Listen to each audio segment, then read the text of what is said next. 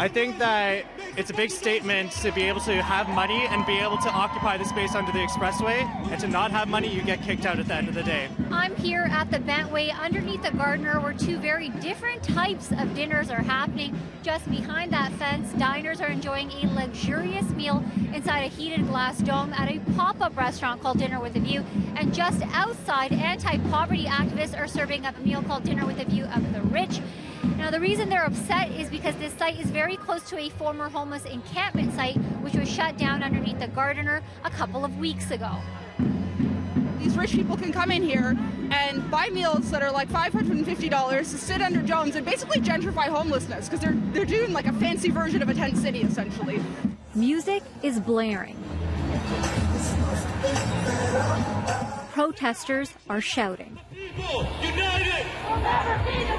We're drawing attention to the brutality of our city that allows such a crass display of opulence. For a minimum of $550, guests of Dinner with a View can enjoy a three-course meal prepared by former Top Chef Canada winner Rene Rodriguez.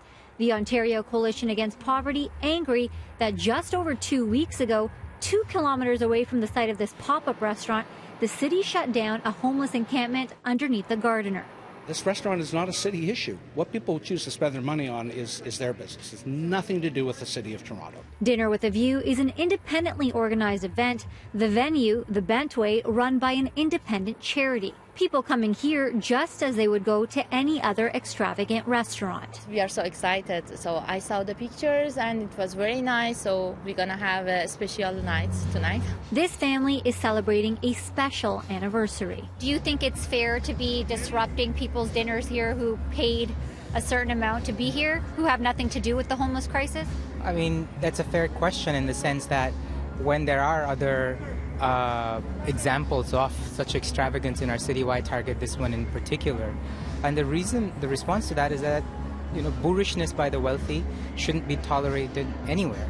But our society desensitizes us to poverty, and we end up accepting outlandish things as normal. How many empty buildings do we have that the city owns that could be transformed into housing? So what do you think the city needs to do?